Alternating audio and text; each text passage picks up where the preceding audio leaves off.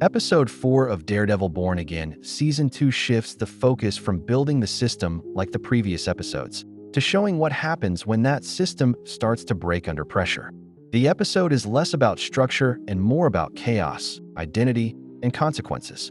Every character is pushed into a situation where they have to reveal who they really are. The episode begins quietly with Bullseye, also known as Benjamin Poindexter, going through a normal daily routine.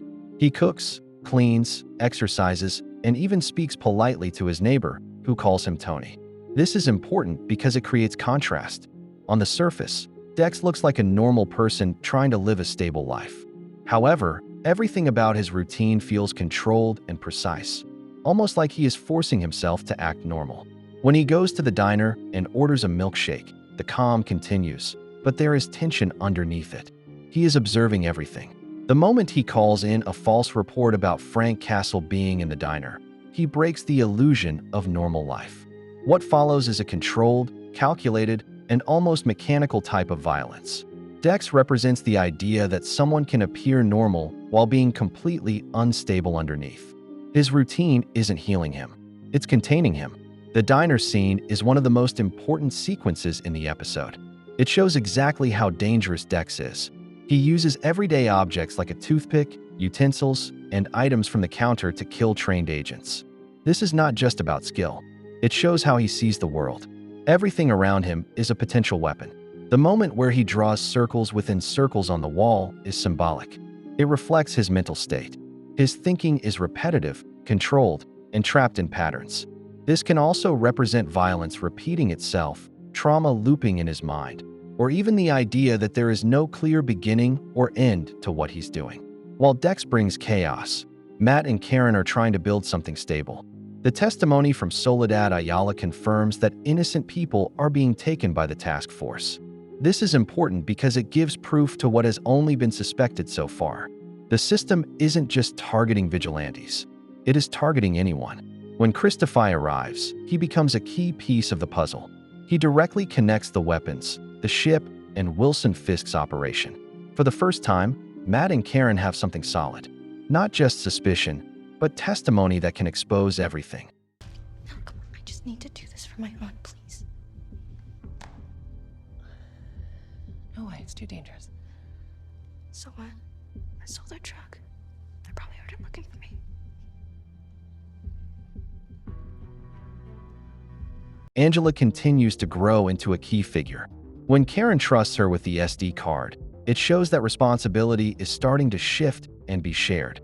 The way the SD card is passed, from Angela to the food truck contact, then to BB, is subtle and deliberate.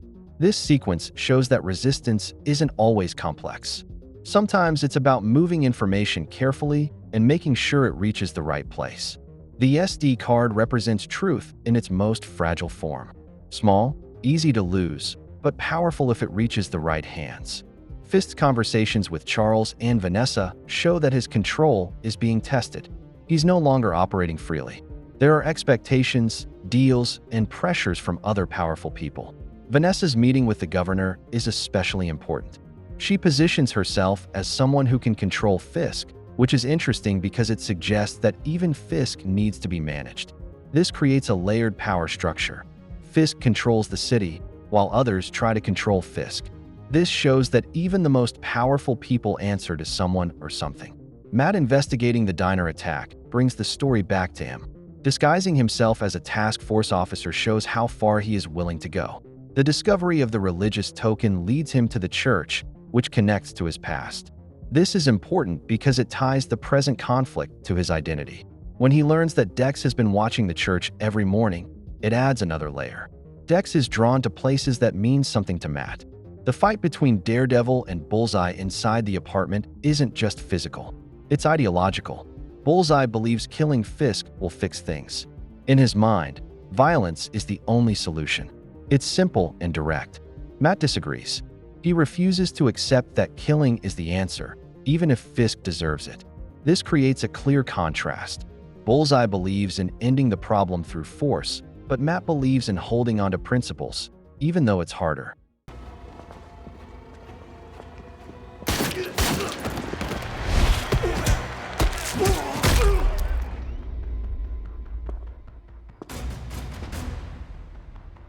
Hello, Mr. Sava. Just as Matt and Karen are getting closer to exposing Fisk, Christofi is killed. This moment is critical because it shows how fragile truth is in this world. It only takes one action to erase it completely. Fisk doesn't argue against the truth. He removes it. The event at Fogwell's gym is one of the most layered parts of the episode. For Fisk, this boxing match is a performance. He's showing the public that he's strong, controlled, and worthy of power. When he brutally defeats his opponent, it reveals the truth behind that image. His strength isn't just for show. It's violent and overwhelming. The ring represents controlled violence. There are rules, limits, and an audience. This is the version of violence that society accepts. When Bullseye attacks the event, everything collapses at once. The controlled environment of the boxing match turns into chaos. The task force, Fisk, Vanessa, Daredevil, and Bullseye are all in the same place, each with different goals. Fisk trying to shoot Bullseye shows that even he is willing to act directly when pushed. Matt stepping in to stop him is important. Even in chaos, Matt is still trying to prevent killing. The fight crashing through the window is symbolic. It breaks the boundary between the controlled space inside and the uncontrolled world outside. The episode ends with Vanessa injured and Fisk panicking. This is a rare moment of vulnerability for him. For once, he isn't in control. This moment matters because it shows that even the most powerful systems can be disrupted. Not destroyed, disrupted. Episode 4 is about the collision between control and chaos. Fisk represents control through systems and power, Matt represents control through principles, and Bullseye represents chaos without limits. All three of them collide in this episode, and the result is destruction. Matt is trying to hold on to his identity in a world that is pushing him to change. Karen is becoming more involved and more active. Angela is stepping into a larger role, and Fisk is tightening his grip, even as cracks begin to show. Bullseye is the unpredictable factor that makes everything more dangerous. By the end of the episode, one thing is clear. These systems aren't falling apart. They're simply showing what they really are. Make sure to like and subscribe if you enjoyed this video, and I will see you in the next one.